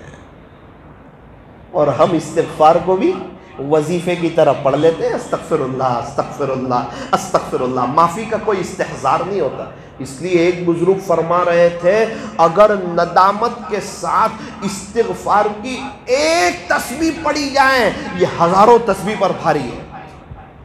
اچھا، یہ استغفار روح کی غذا ہے، دلیل اللہ کے قرآن سے، لولا تستغفرون اللہ لعلکم ترحمون۔ خلاصہ یہ، اگر یہ لوگ اللہ سے معافی مانگتے رہتے، استغفار کرتے رہتے تو اللہ کا رحم ان پر بھی ہو جاتا۔ اس سے پتہ چلا کہ استغفار کرنے سے اللہ کا رحم ہوتا ہے، اور میں نے پہلے ہی کہا رحمت ملے، انوارات ملے، تجلیات ملے، یہ روح کی غذا ہے۔ اس لیے پابندی سے صبح و شام ایک تسبیح، اور اگر یاد نہ رہے تو ہر فرض نماز کے بعد 40 مرتبہ ندامت سے پڑھ لیا جائے، استغفر اللہ استغفر اللہ استغفر اللہ۔ پیارے اللہ معاف کر دیجئے، اللہ جی معاف کر دیجئے، اللہ معاف کر دیجئے، بڑا گنہگار ہوں معاف کر دیجئے، معاف کر دیں، بہت بڑا گنہگار ہوں معاف کر دیں، اقراری مجرم ہوں معاف کر دیجئے، آپ کے علاوہ کوئی معاف نہیں کر سکتا، استغفر اللہ استغفر اللہ استغفر اللہ۔ اللہ معاف کر دیجئے، رب معاف کر دیجئے، اللہ جی معاف کر دیجئے، آپ ہی معاف کر سکتے ہیں، معاف کر دیجئے، بڑا گنہگار ہوں معاف کر دیجئے، کریم رب معاف کر دیجئے۔ یہ 20 مرتبہ ہو گیا استغفر اللہ۔ کوئی عربی میں پڑھنا ضروری نہیں ہے، وہ دل کی حاضری ضروری ہے، وہ ندامت ضروری ہے۔ فرمایا الندم التوبہ، دل کی ندامت یہ بھی توبہ ہے۔ دل کا نادم ہو جانا، جہاں پینسل بنی ہے وہاں ربڑ بھی بنا ہے، جہاں پین بنی ہے وہاں وائٹنر بھی بنا ہے، جہاں کپڑے بنے ہیں وہاں صرف بھی بنا ہے، جہاں موبائل بنا ہے وہاں ڈیلیٹ کا بٹن بھی بنا ہے، جہاں انسان بنا ہے وہاں توبہ کا دروازہ بھی کھلا ہے۔ پینسل سے غلط لکھا جائے، ربڑ سے مٹا دیا جائے، پین سے غلط لکھا جائے، اس کے اوپر وائٹنر پھیر دی جائے، کپڑے گندے ہو جائیں، سرف سے دھو ڈالے جائیں، موبائل میں کچھ میسیجز جمع ہو جائیں، ڈیلیٹ کا بٹن دبا دیا جائے، فرمایا انسان سے گناہ ہو جائے، توبہ کر لی جائے، جس طرح ربڑ سے مٹانے سے پینسل سے لکھا ہوا صاف ہو جاتا ہے، بالکل اسی طرح توبہ کرنے سے انسان کے گناہ صاف ہو جاتے ہیں، دھل جاتے ہیں۔ کبھی کبھار ندامت اتنی زبردست ہوتی ہے، اللہ سارے گناہوں کو نیکیوں سے بدل دیتا ہے۔ ان اللہ یحب التوابین، بے شک تیرا اللہ جو ہے وہ توبہ کرنے والوں کو بڑا ہی پسند کرتا ہے۔ اللہ خود اپنے قرآن میں بتا رہے ہیں کہ میں کس سے محبت کرتا ہوں، کس کو پسند کرتا ہوں، کہہ رہے معافی مانگنے والوں کو پسند کرتا ہوں۔ معافی کون مانگے جو اپنے آپ کو گنہگار سمجھے، وہ تو معافی مانگے جو اپنے آپ کو نیک سمجھے گا، وہ کیا معافی مانگے گا؟ اپنے آپ کو گنہگار سمجھنا، پاپی سمجھنا، مجرم سمجھنا، یہ چیزیں انسان کو اللہ کے قریب لے جاتی ہے، اس کی ترقی میں اس کو دنیا کی کوئی طاقت روک نہیں سکتی ہے، کیونکہ یہ بندہ استغفار کرتا ہے۔ استغفار انسان کو اللہ کے بڑے قریب لے جاتے ہیں۔ ایک مرتبہ ایک بزرگ مجھے کہنے لگے کہ بیٹا تجھے بہت سے اللہ والوں نے مختلف چیزیں دی ہے، میں بھی تجھے 2 چیزیں دیتا ہوں، لے کر چلا جا۔ میں نے کہا حضرت بالکل ضرور آپ دیجئے۔ انہوں نے کہا بیٹا ایک تو میری طرف سے تو استغفر اللہ لے جا، اس کو کثرت سے پڑھتا رہے۔ میں نے کہا دوسری چیز، کہا بیٹا میری طرف سے ندامت لے جا، بس اپنے آپ کو چھوٹا سمجھتا رہے، اپنے آپ کو گنہگار سمجھتا رہے، اس سے معافی مانگتا رہے۔ خلاصہ یہ ہے یہ تیری حفاظت کا ذریعہ ہو جائے گی۔ تو استغفار کرنے سے کیا ہوتا ہے؟ فرمایا استغفار کرنے سے مسائل حل ہوتے ہیں۔ استغفر اللہ ندامت سے پڑھنے سے کاروبار میں برکت ہوتی ہے، اولاد نیک صالح ہوتی ہے، رزق میں اضافہ ہوتا ہے، بڑھوتری ہوتی ہے، اللہ ہر تنگی سے نکلنے کا راستہ بنا دیتا ہے، ہر غمی سے کشادگی عطا فرما دیتے ہیں۔ جو پابندی سے استغفار کرتے ہیں اللہ تعالیٰ انہیں ایسی جگہ سے روزی پہنچاتے ہیں جہاں سے اس کو گمان بھی نہیں ہوتا۔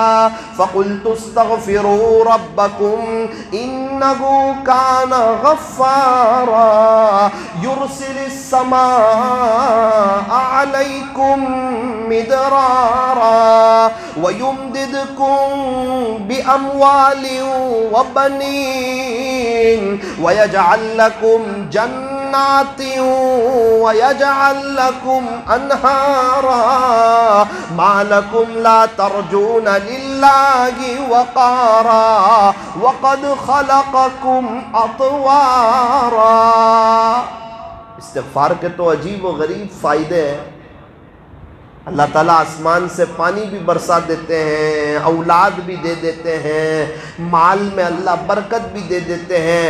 خلاصہ یہ ہے کہ استغفار کی برکت سے انسان کے سارے راستے کھل جاتے ہیں۔ من لزم الاستغفار جعل اللہ له من كل ضيق مخرجا ومن كل هم فرجا ورزقه من حيث لا يحتسب۔ خلاصہ یہ ہے جو استغفار کا اہتمام کرتا ہے اللہ تعالیٰ اس کے لیے ہر تنگی سے نکلنے کا راستہ بنا دیتا ہے، ہر غمی سے اسے کشادگی عطا فرما دیتے ہیں۔ وَرَزَقَهُ مِنْ حَيْثُ لَا يَحْتَسِبُ، اور اللہ اسے ایسی جگہ سے روزی پہنچاتے ہیں جہاں سے اس کو گمان بھی نہیں ہوتا۔ یہ استغفر اللہ۔ اس لیے فرمایا کہ یہ روح کی غذا ہے استغفر اللہ۔ नंबर 3 आखिरी बात, दुरूद शरीफ का पढ़ना ये भी रूह की ग़िज़ा है। दलील हदीस शरीफ से, क़ाल नबी सल्लल्लाहु अलैहि वसल्लम, प्यारे नबी हज़रत मुहम्मदुर रसूलुल्लाह सल्लल्लाहु अलैहि वसल्लम ने इरशाद फरमाया, मन सल्ला अलैया वाहिदा सल्लल्लाहु अलैहि अशरा, जो शख्स प्यारे नबी पर एक मर्तबा दुरूद पढ़ता है अल्लाह उसे 10 रहमतें अता फरमाते हैं। और आपको पहले ही बताया कि रहमत का मिलना ये रूह की ग़िज़ा है। इसलिए इस बात को तय करो कि इंशाअल्लाह कुरान शरीफ की तिलावत पाबंदी से करेंगे इंशाअल्लाह, लेकिन वक्त तय करके। अगर बगैर वक्त तय किए 5 साल तक तिलावत नागा नहीं हुई तो भी याद रखना 6ठे साल फिर नागा करवा देगा शैतान। वक्त की पाबंदी, फरमाया कि मामूलात की पाबंदी ये तरक्की का जीना है। अगर ये 5 वक्त का वक्त तय न होता और हमें कहा जाता 5 वक्त की फ़र्ज नमाज पढ़ लेना, कितनी नमाजें उम्मत मुस्लिमा की आगे पीछे हो जाती। इसीलिए हर चीज़ का वक्त है, शुरू का भी वक्त है, ख़त्म का भी वक्त है। नमाज ये शुरू होती है, ये ख़त्म होती है, रोज़ा इस वक्त शुरू होता है, इस वक्त ख़त्म होता है। इससे पता चला कि हर एक का वक्त तय है। फजर की नमाज का वक्त, ज़ोहर का, असर का, मगरिब का, इशा का, इशराक का, तहज्जुद का, चाश का, अव्वाबीन का। चाश के वक्त में अव्वाबीन पढ़ सकते हैं, फरमाया ना। अव्वाबीन के वक्त में चाश पढ़ सकते हैं, फरमाया ना। जो शरीयत कहती है वो करना होगा। एक बंदा सफ़र में है, मक्का मुकर्रमा जा रहा है, लेकिन 10 दिन का सफ़र है, मुसाफिर है, कहता है मैं तो बड़े अच्छे सफ़र में जा रहा हूँ, लिहाजा मैं ज़ोहर की 4 रकात पढ़ूंगा, मेरा दिल बहुत लग रहा है, मैं सजदे ज़्यादा करना चाहता हूँ, मैं 4 रकात पढ़ना चाहता हूँ। फरमाया अगर तू 4 रकात पढ़ेगा, बगैर अगर तू जमात के नमाज पढ़ रहा है, अकेला पढ़ रहा है, और अगर तू 4 रकात पढ़ेगा तो तू अल्लाह की नज़र से गिरेगा और शरीयत तुझ पर गुनहगार होने का एक वो लगाएगी। क्यों? क्योंकि अल्लाह तुझे कंसेशन दे रहा है। चाहे तेरा सफ़र हार्ड है या आसान है, उससे लेना देना नहीं। अल्लाह ने कहा कि भाई मुसाफिर के लिए ज़ोहर की 2 रकात, अब आपको 2 ही रकात पढ़नी होगी। ध्यान लगे न लगे ये और बात है, आप अपनी तरफ से 4 नहीं कर सकते, 6 नहीं कर सकते। सुन्नतें पढ़ लें तो भी सफ़र में सुन्नतों को पढ़ना भी सुन्नत है और सुन्नतों को छोड़ देना भी सुन्नत है। प्यारे नबी से सफ़र में सुन्नतों को पढ़ना भी साबित है, सुन्नतों को न पढ़ना भी साबित है। हाँ, अगर वक्त हो, सहूलत हो, आसानी हो तो सुन्नत पढ़ ली जाए। पढ़ेंगे तो सवाब मिलेगा, नहीं पढ़ेंगे तो कोई गुनाह नहीं होगा। आजकल तो सफ़र बड़े आसान होते हैं, आफियत के साथ होते हैं, बड़े मज़ेदार होते हैं। अगर कोई सुन्नतें पढ़ ले, इसमें आफियत ज़्यादा है, उसकी तरक्की ज़्यादा है, इतना वक्त अल्लाह की इबादत में गुजरेगा। तो मेरे अजीज़ों, जिस तरह मैंने आपको बताया कि वो डॉक्टर साहब रोज़ाना 2 पारे पढ़ते थे, अभी भी पढ़ते हैं, पिछले 5 साल से हर 15 दिन में एक कुरान ख़त्म करते हैं। वजह क्या है? वक्त बंधा हुआ है। दोपहर में 4 से 5 का वक्त अपने अल्लाह को दे दिया है। उनके लिए 2 पारे पढ़ना आसान है। मैंने और आपने भी व्हाट्सएप का बहुत सा अपना वक्त व्हाट्सएप को दे दिया है। हमारे लिए भी घंटों व्हाट्सएप पे रहना आसान है। इसलिए अपने दिल में एक बात को तय करें, ये बड़ी अहम बात है। अगर ये तय ना होगी तो मजलिस की रूह निकल जाएगी। मजलिस की रूह क्या है कि अभी हम इस बात को तय करें कि अपने जहन में सोचे, मैं कौन से वक्त में 1-2 पारे पढ़ सकता हूँ। जोहर के बाद पढ़ सकता हूँ, जोहर पहले आधा घंटे पहले आके पढ़ सकता हूँ, फजर की नमाज के बाद पढ़ सकता हूँ। कब मैं पढ़ सकता हूँ, उस वक्त को तय करें। हर 15 दिन में, 1 महीने में एक कुरान शरीफ ख़त्म करने की नीयत करें। अल्लाह की ज़ात से उम्मीद है इंशाअल्लाह ये पूरा मजमा वक्त को तय करेगा इंशाअल्लाह। اور اگر کوئی قرآن شریف سیکھنا چاہے، میں قاری صاحب سے درخواست کرتا ہوں کہ آپ حضرات انہیں وقت دیں، ماشاءاللہ بڑے اچھے قاری ہیں آپ کے امام صاحب، تو اچھا موقع ہے بھائی اللہ کا قرآن سیکھنے کا۔ آپ تھوڑا سا آپ وقت دیں گے نا، انشاءاللہ 6 مہینے جانے دو، بچہ بھی 9 مہینے میں آتا ہے، 4-5 مہینے میں آ جاتا ہے۔ تھوڑا سا صبر کرنا، 8-9 مہینے، تھوڑا ان کو وقت دینا اور سیکھنا، اور یہ بتائیں اس طرح اکیلے اکیلے اس کو پڑھنا، قرآن شریف کے حروف کو مشق کرنا، یہ بہترین وظیفہ ہے، یہ بہترین تسبیح ہے۔ اور یاد رکھنا انشاءاللہ انجام بہتر ہوگا۔ جیسی زندگی ہوتی ہے ویسی موت ہوتی ہے۔ فی الحال تو وقت نہیں، سنیچر کو انشاءاللہ مسجد ہدایت میں سگرام پورہ میں انشاءاللہ عشاء کے بعد بات ہے، وہاں پر عظمت قرآن پر بات کرنی ہے، اور جیسی زندگی ہوتی ہے ویسی موت ہوتی ہے، اس پر سے کچھ 5-6 عجیب و غریب باتیں ہیں وہاں سنانی ہے۔ آپ سے گزارش ہے کہ وقت ملے تو آپ وہاں بھی تشریف لے آئیں، اور ضرور جن کے بچے مکتب میں پڑھتے ہیں وہ ماں باپ تو ضرور پہنچنے کی کوشش کریں۔ کچھ باتیں پیرنٹس کے متعلق بھی ہوگی کہ ماں باپ اپنے بچوں کی تربیت میں کیا کردار ادا کریں۔ مجھے بتاؤ، ایک جگہ بچہ قرآن سیکھتا ہو اور دعائیں سیکھتا ہو، حدیث شریف سیکھتا ہو، کلمے سیکھتا ہو، دوسری طرف گھر میں آ کے ٹی وی دیکھتا ہو، کہاں اس کی تربیت ہوگی اور باتیں اس کو کہاں یاد رہے گی؟ اللہ تعالی ہمیں صحیح سمجھ عطا فرمائے۔ ایک قرآن شریف کی تلاوت، نمبر 2 استغفار، استغفر اللہ یا رب، استغفر اللہ ربی من کل ذنب واتوب الیہ، استغفر اللہ الذی لا الہ الا هو الحی القیوم واتوب الیہ۔ جو استغفار ہمیں یاد ہو، ندامت کے ساتھ، معافی کے انداز میں اللہ سے معافی مانگتے ہوئے استغفر اللہ۔ اردو عربی، عربی اردو، تھوڑا سا اردو زیادہ ہو جائے، تھوڑا سا عربی زیادہ ہو جائے، مطلب کچھ نہیں ہے، مطلب یہ ہے کہ دل کی حاضری کے ساتھ استغفار کیا جائے، اور جب تک ندامت والی کیفیت نہ پیدا ہو جائے وہاں تک اردو اور عربی میں استغفار کرنے کی عادت بنا لی جائے، انشاءاللہ روح کو غذا ملے گی۔ نمبر 3 درود شریف کے پڑھنے سے روح کو غذا ملتی ہے۔ ابھی راجستھان کے سفر سے چلے میں سے آنا ہوا، ایک شخص میرے پاس آئے اور مجھے کہنے لگے، مولانا صاحب ہم غریب لوگ ہیں، میری والدہ درود شریف بہت پڑھتی تھی، بہت زیادہ پڑھتی، ان کی ایک تمنا تھی کہ اللہ تعالیٰ ان کو مدینہ منورہ لے جائے، بہت تمنا تھی۔ اللہ کی شان، اللہ تعالیٰ انہیں مدینہ منورہ لے گئے، پیارے نبی علیہ السلام کے روزے پر ان کی حاضری ہوئی، مزار مقدس پر ان کو جانے کا اللہ نے موقع عطا فرمایا، اور مجھے بارہا کہتے تھے، بیٹا یہ درود شریف کی برکت ہے کہ اللہ تعالیٰ مجھے مدینہ منورہ لے گئے۔ میں نے کہا انتقال کیسا ہوا؟ کہنے لگے جب میری ماں کے دنیا سے جانے کا وقت آیا، لگاتار برابر وہ درود شریف پڑھتی جا رہی تھی، اور درود شریف پڑھتے پڑھتے اس کی روح قبض ہو گئی، اور بڑی آسانی کے ساتھ وہ اللہ کو پیاری ہو گئی۔ کیا خوش نصیبی والی موت ہے۔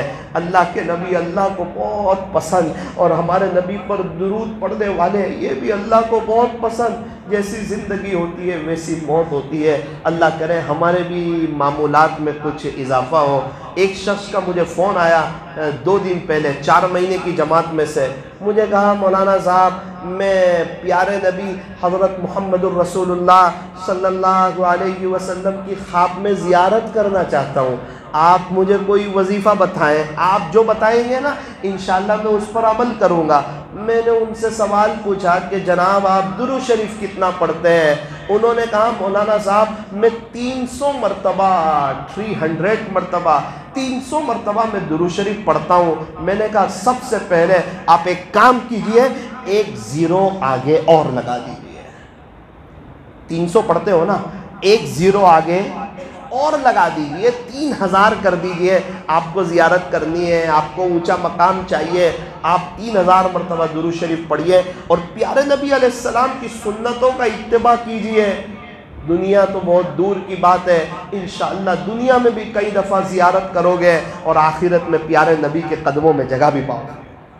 ان اول الناس بی یوم القیامہ اکثرهم علی صلاۃ، بے شک کل قیامت کے دن میرے سب سے زیادہ قریب وہ ہوگا جو مجھ پر کثرت سے درود پاک پڑھتا ہوگا۔ کوئی معمولی چیز ہے درود شریف؟ بڑی اہم چیز ہے۔ ہمارے شیخ رحمت اللہ علیہ رمضان کی 23ویں رات کو آپ کو دفن کیا گیا۔ کئی مشائخ نے کہا وہ رات شب قدر تھی۔ وجہ کیا تھی؟ 12,000 مرتبہ روزانہ درود شریف پڑھتے تھے۔ ایسے لوگ تھے، اللہ کو منع کر کے چلے گئے۔ اور اگر ہم طے نہیں کریں گے نا، کبھی 2000 ہو جائیں گے، کبھی 200 ہوں گے، کبھی 20 ہوں گے، کبھی 20 بھی نہیں ہوں گے۔ جو چیز طے نہ ہو اس چیز میں شیطان اپنا کام ضرور کرے گا۔ جو نقشبندیہ سلسلے سے جڑے ہوئے ہیں ان کو بہت اچھی طریقے پر پتہ ہے کہ نقشبندیہ سلسلے میں ترقی مراقبے سے ہوتی ہے اور اتباع سنت سے ہوتی ہے۔ یہ دو مین بنیاد ہے جس سے بہت کم وقت میں عجیب و غریب ترقی ہوتی ہے اور انسان کو اللہ کا استحضار نصیب ہوتا ہے۔ اب ان کو پوچھو تو وہ کہتے ہیں ہمارا مراقبے کا وقت طے نہیں ہے، وقت ملتا ہے تو 2 منٹ 3 منٹ 5 منٹ کر لیتے ہیں۔ میرے عزیز، کھانے کا وقت ہے، اگر مراقبے کا وقت طے نہ ہوگا کیسے ترقی ہوگی؟ ہمارے ایک دوست سے کم وقت میں بہت ترقی کی، وجہ یہ کہ طے کر لیا، عصر سے مغرب کا وقت اپنے اللہ کو دے دیا۔ مجھے کہنے لگے مولانا میں نے 50 منٹ مراقبہ شروع کیا، میں مراقبہ کرتا ہوں، آنکھ بند کر کے اپنے مولا کی، اپنے خالق کی، اپنے مالک کی، اپنے پالنہار کی یاد میں بیٹھ جاتا ہوں۔ 30-40 منٹ ہوتی ہے، میرے آنکھ سے دھڑ دھڑ آنسو شروع ہو جاتے ہیں اور میں اپنے آپ سے کہتا ہوں کہ تو آج کس کے سامنے بیٹھا ہے، کس کی محبت میں بیٹھا ہے، کس کے عشق میں بیٹھا ہے؟ بہت ڈاکٹروں کے پاس ویٹنگ میں بیٹھے، ووٹ دینے کے لیے بہت لائن میں کھڑے رہے۔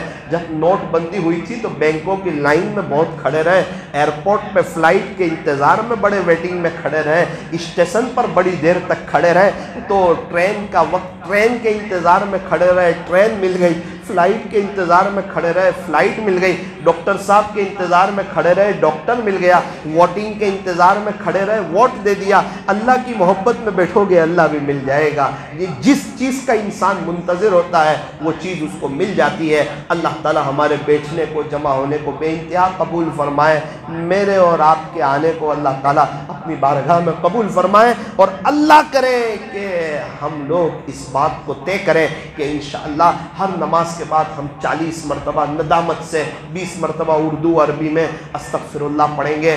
اور نمبر 2، روزانہ ہم 1-2 پارے وقت کی پابندی کے ساتھ، میں دوبارہ کہتا ہوں آدھا پارہ کم ہو تو مسئلہ نہیں، وقت کی پابندی کے ساتھ ہم قرآن شریف کی تلاوت کریں گے، استغفار کریں گے۔ ہر نیک عمل یہ روح کی خوراک ہے، اور ہر گناہ یہ انسان کو اللہ کی نظر سے گرانے والی چیز ہے۔ ہمت کر کے گناہ سے بچ جاؤ، ہمت کر کے نیکی کر جاؤ۔ اللہ ہمارے بیٹھنے کو، جمع ہونے کو قبول فرمائے۔ تھوڑی دیر کے لیے اندر باہر کی لائٹوں کو بند کر دیں۔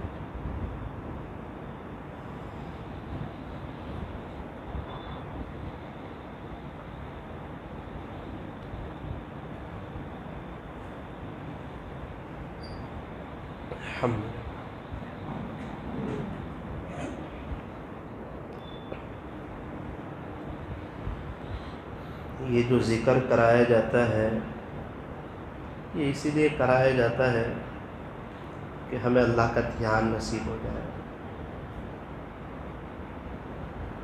اگر کوئی بندہ ذکر ہی بغیر دھیان کے کرے، آپ مجھے بتاؤ اس ذکر سے اس کو اللہ کا دھیان کیسے نصیب ہوگا؟ اچھا، ذکر کا ترجمہ ہے یاد۔ ذکر کا کیا مطلب؟ یاد۔ اور ہم ذکر کرتے ہیں بغیر اللہ کی یاد کے۔ آپ بتاؤ اس ذکر میں جان کیسے پیدا ہوگی؟ ذکر کا مقصد کیا ہے؟ اللہ کا دھیان نصیب ہو جائے، بے دھیانی ختم ہو جائے۔ دھیان کے لیے اللہ کا ذکر۔ جنت میں ایک دروازہ ذاکرین کے لیے۔ حضرت شیخ نے فضائل اعمال میں سب سے بڑی کتاب فضائل ذکر لکھی ہے۔ روحانی ہر بیماری کا علاج اللہ کے ذکر میں۔ پیارے نبی نے فرمایا ذکر اللہ شفاء القلوب، کامیابی ذکر میں ہے۔ اللہ فرماتے ہیں وَاذْكُرُوا اللَّهَ كَثِيرًا لَعَلَّكُمْ تُفْلِحُونَ، اور تم اللہ کا ذکر کثرت سے کرو تاکہ تم کامیاب ہو جاؤ۔ وَلَذِكْرُ اللَّهِ أَكْبَرُ، اور اللہ کا ذکر تو بہت بڑی چیز ہے۔ والذین آمنوا اشد حبا للہ، اور ایمان والوں کو تو اللہ تعالیٰ سے شدید محبت ہوتی ہے۔ اس لیے پلیز مہربانی کر کے تھوڑا سا اس وقت اپنے دل کو اللہ کی طرف متوجہ رکھا جائے، غفلت کے ساتھ، لاپرواہی کے ساتھ ذکر نہ کیا جائے۔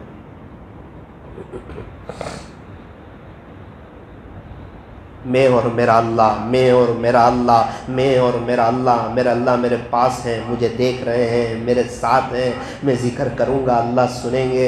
اور میری بڑی سعادت کی بات ہے کہ رات کی تنہائی ہے، سناٹا چھایا ہوا ہے، اور مجھے اللہ اپنی یاد کی توفیق عطا فرمائیں گے۔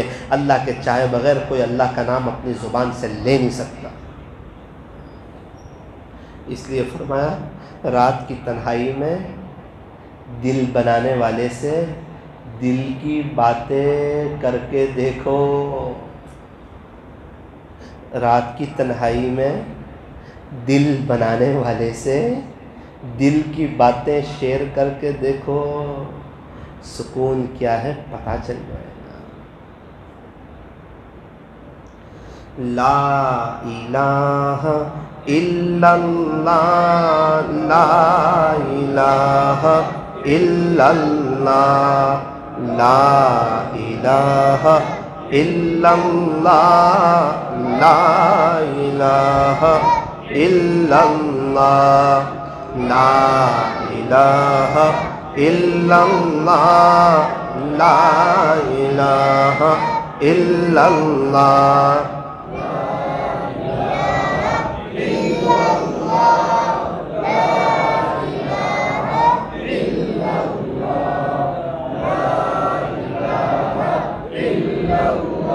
پڑھتے رہیں، لا الہ پڑھے تو تصور کریں اللہ کا غیر نکل رہا ہے دل سے، الا اللہ پڑھے تو تصور کریں اللہ کی محبت آ رہی ہے۔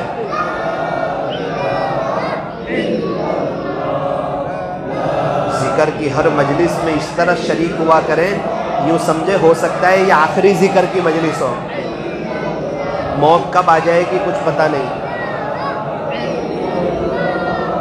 لا الہ الا اللہ، لا الہ الا اللہ، لا الہ الا اللہ۔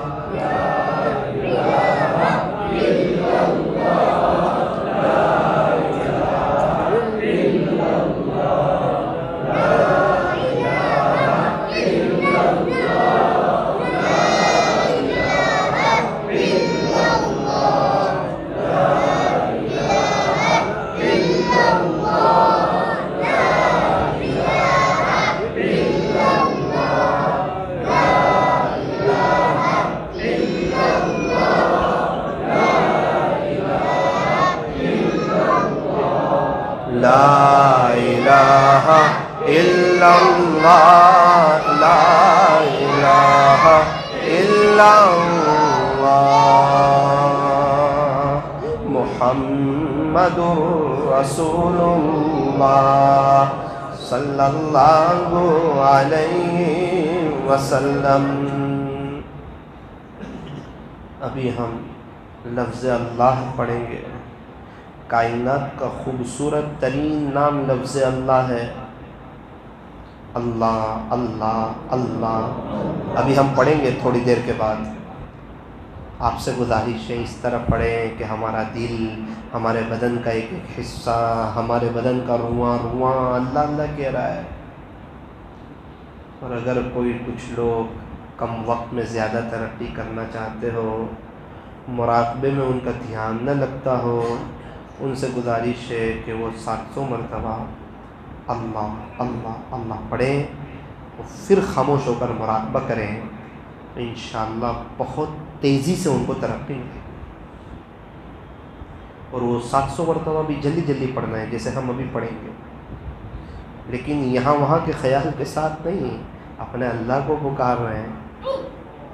اور اگر اس کی یاد میں ہے، اس کی محبت میں، اس کے عشق میں رونا آ جائے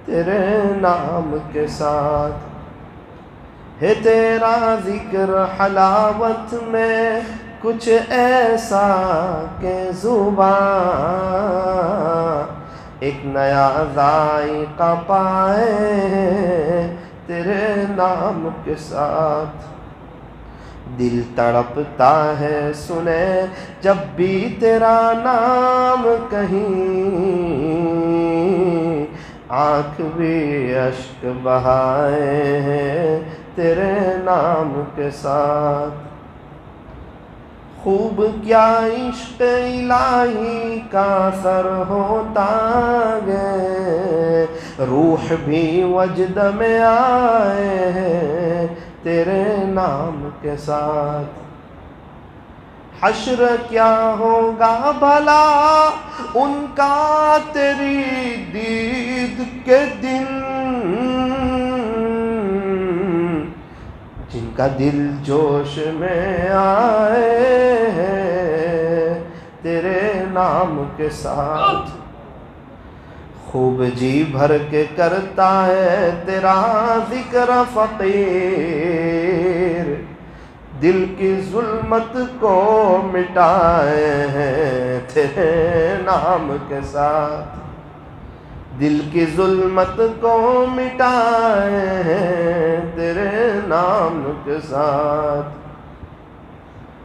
جی ڈھونڈتا گے پھر وہی فرصت کے رات دن، بیٹھے رہیں تصور جانا کیے ہوئے۔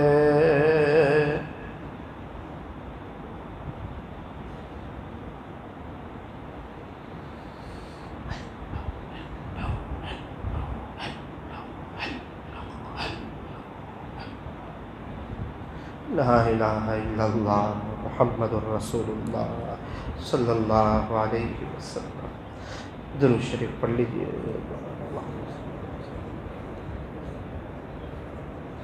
الحمد للہ رب العالمین، اللہم لک الحمد حمدا دائما مع دوامک، ولک الحمد حمدا خالدا مع خلودک، یا رب صلی وسلم دائما ابدا على حبيبك خير الخلق كلهم، لا الہ الا انت سبحانک انا كنا من الظالمین۔ پیارے اللہ رحیم مولا کریم آقا، اللہ جی ہم لوگ بے شک بہت بڑے گنہگار ہیں، بڑے گنہگار ہیں میرے مالک، بڑے گنہگار ہیں، یہ قراری مجرم ہے اللہ، ہم نے آپ کو ناراض کیا ہے، ہم نے بہت گناہ کیا اللہ، اس کا احساس ہے، پتا تھا کہ گناہ کرنے سے آپ کی نظر سے گر جاتے ہیں، آپ ناراض ہو جاتے ہیں، آپ کی ناراضگی ہوتی ہے۔ اس سے بڑا عذاب کیا ہے کہ بندہ آپ کی نظر سے گر جائے، بچہ باپ کی نظر سے گر جائے، باپ کے گھر میں اچھا نہیں لگتا، جب بندہ آپ کی نظر سے گر جاتا ہے اس کو آپ کی زمین پہ اچھا نہیں لگتا۔ اللہ جی بہت گناہ ہو گئے اللہ، بہت بد نظری ہو گئی، بہت بد نظری ہو گئی میرے مالک، پتہ ہے آپ دیکھ رہے ہیں، اس کے باوجود اللہ غفلت، آپ کی طاقت کو جانتے نہیں، آپ کی قدرت کو جانتے نہیں اللہ اللہ اللہ۔ کوئی چھوٹا سا بچہ قریب آ جائے اللہ، گناہ کرتے ہوئے شرم آتی ہے، بچہ کیا کہے گا، لوگ تو نیک کہتے ہیں، یہ کیا کہے گا کہ ابو ایسا کرتے ہیں، چچا ایسا کرتے ہیں، ماموں ایسا کرتے ہیں، ایسا وہ اپنے تنہائی کو ایسے چیزوں میں گزارتے ہیں، ایسی غفلت کرتے ہیں اللہ، اور آپ دیکھ رہے ہیں فرشتے بنداز گناہ کر رہے ہیں اللہ اللہ، بہت گناہ کیے، بہت جرت کی اللہ گناہوں پر، بہت جرت کی۔ آپ کا شکر ہے کہ آپ نے عذاب سے بچا لیا، آپ نے پکڑ سے بچا لیا۔ یہ زمین بھی تو اجازت مانگتی ہوگی اللہ اللہ اجازت دے اسے نگل جاؤں، یہ سمندر بھی کہتے ہوں گے رب اجازت دیں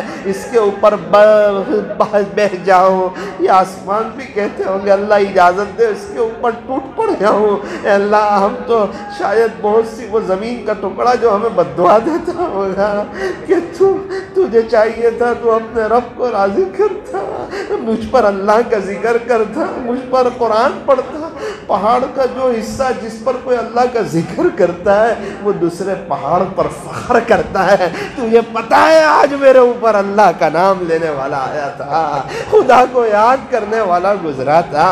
زمین کا وہ کتنا بڑا حصہ ہے جو ہمارے سے پناہ مانگتا ہوگا, بھائی کیا کرتے ہو, کتنے گناہ کرتے, کتنی بدنظری کرتے. اللہ اللہ اللہ ہو گئے, گناہ رب ہو گئے, اقراری مجرم ہے. اللہ اللہ آپ کے دربار میں ہیں, ہاتھ پھیلاتے ہیں. اللہ اللہ دعا بھی کر لیتے ہیں, کبھی کبھار دعا میں رو بھی دیتے ہیں, پھر جب وقت آئے پھر گناہ کر بیٹھتے ہیں. رب آج کچھ ایسا انتظام ہو جائے کہ ہماری گناہوں سے جان چھٹ جائے. آپ ہمیں گناہوں سے امان عطا فرما دے, نفس و شیطان کو ہم پر حاوی نہ ہونے دے. اللہ اصلاحی مجلس ہے, خود بولنے والا اپنی اصلاح کا بڑی شدت سے محتاج ہے. رب کریم ہماری اصلاح فرما دے, گناہوں سے جان چھڑا دے. اللہ اللہ گناہوں سے جان چھڑا دے. اللہ اللہ گناہوں سے جان چھڑا دے. آپ کو آقا کا واسطہ, آپ کو ہمارے مشائخ کا واسطہ, یہ مسجد کا واسطہ, اس مجمع میں اللہ اللہ بہت سے نیک لوگ بھی ہوں گے, آپ سے محبت کرنے والے بھی ہوں گے, گناہوں سے بچنے والے بھی ہوں گے, آپ کے سامنے رونے والے بھی ہوں گے. ہر کوئی ہمارے جیسا تھوڑی نہ ہوتا ہے. کچھ لوگ ایسے ہوتے ہیں بڑے پابند ہوتے ہیں, بڑے متقی ہوتے ہیں, بڑی احتیاط کے ساتھ زندگی گزارنے والے ہوتے ہیں, راتوں کو اٹھ کے اللہ کے سامنے رونے والے ہوتے ہیں.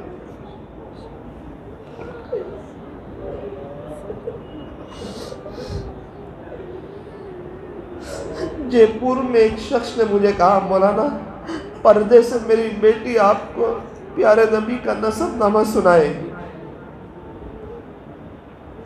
میں نے کہا سنا دیا جائے. اس اللہ کی جوان بندی نے جو پیارے نبی کا نسب نامہ سنایا, باپ نے کہا یہ روزانہ رات میں پورا نسب سنا کے سو جاتی ہے, اسے ہلکی پھلکی پیارے نبی کی زیارت بھی نصیب ہوئی. میں نے پوچھا یہ تہجد پڑھتی ہے؟ کہنے لگے مولانا پابندی سے میری بیٹی رات 10 بجے سوتی, 1 بجے اڑ جاتی.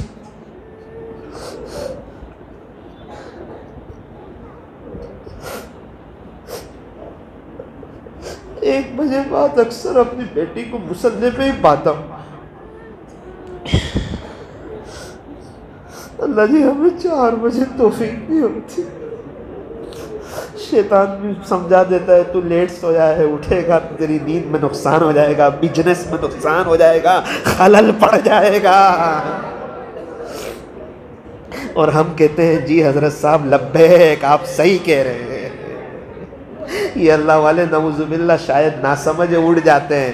تو اٹھے گا نا تو برباد ہو جائے گا. میرے عزیز 5 دن اٹھے گا تو 6 دن جلدی سو جائے گا, اس کی بات مانتا رہے گا, 5 سال تک تہجد کی توفیق نہیں ہوگی.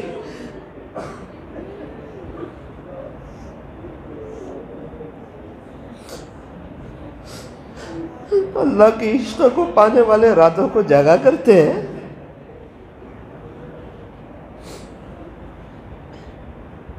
اللہ جی آپ نے ہمیں بہت اچھی حالت میں رکھا ہے, آپ کا احسان ہے.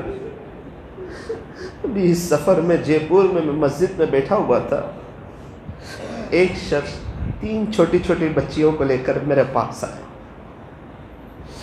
مجھے کہا مولانا یہ میری بیٹی ہے, اس کا یہ نام ہے, 5 سال کی ہے, دعا کر دیجیے اس کے. مولانا یہ میری دوسری بیٹی ہے, یہ 5 سال کی, یہ 7 سال کی, اس کے لیے بھی دعا کر دیجیے. تیسری بیٹی کے بارے میں کچھ نہ کہا. مجھے تو پتہ نہیں, میں نے پوچھ لیا یہ بھی آپ کی بیٹی ہے؟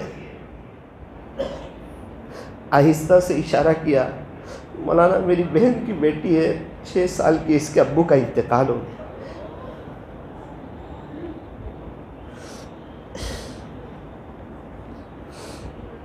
میں ان کو کس طرح سمجھاؤں؟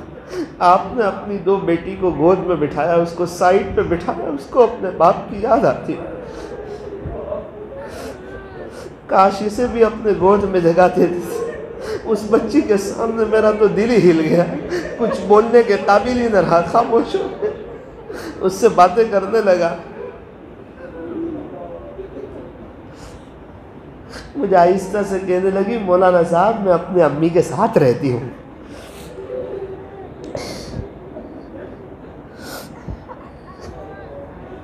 کتنے لوگ بیچارے اس یتیمی کی زندگی گزارتے اور ہمیں اللہ نے بہت کچھ دیا ہے اور ہم اس کے نافرمان اور باغی بن کے زندگی گزارتے ہیں۔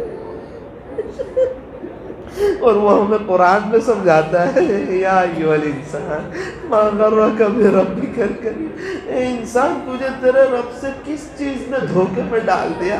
کتنی محبت سے سمجھا رہے ہیں، جیسے ماں اپنے بیٹے کو کہتی ہے بیٹا تجھے کیا ہو گیا، کیوں تو ابو کو ستاتا ہے، کیوں تو ماں کا دل دکھاتا ہے، کیوں تو یہ گھر چھوڑ کے جاتا ہے، کیا تو بچپن کی یادیں بھول گیا، کیا تو ماں کا وہ پیار بھول گیا، کیا تو ابو کی وہ محبت بھول گیا، آج تو کیوں ابو کے خلاف جاتا ہے؟ تیرا باپ تیرے لیے روتا ہے، تڑپتا ہے، تیرے لیے پسینہ بہایا تھا، آج تو اس کے سامنے بولتا ہے، دیکھ اس کے آنکھوں کے آنسو تو دیکھ، ذرا رحم تو کر۔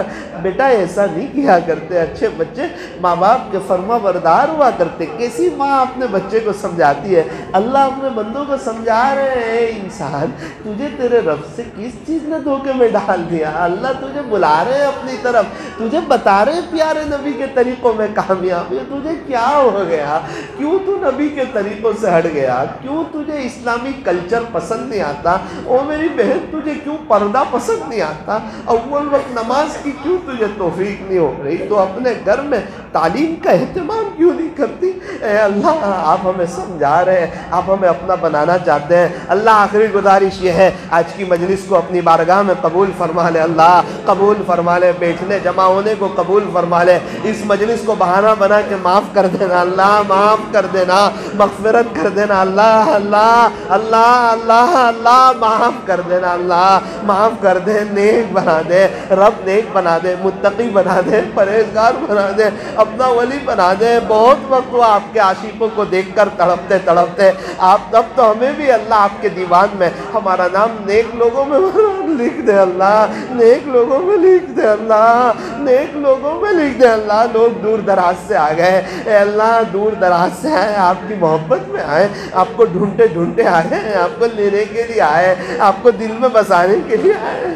کیا شاید چلے جاتے ہیں، ہو سکتا ہے مجلس کی برکت سے تہجد کی توفیق ہو جائے، ہو سکتا ہے بد نظری سے جان چھوٹ جائے، ہو سکتا ہے موبائل کے غلط استعمال سے نجات مل جائے۔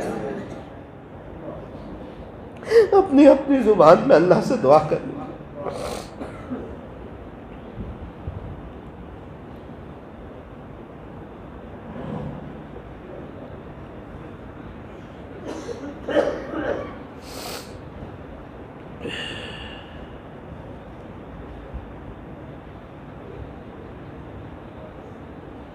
صلی اللہ تعالی علی خیر خلق محمد وآلہ واصحابہ اجمعین برحمتک یا ارحم الراحمین۔ جو حضرات بیت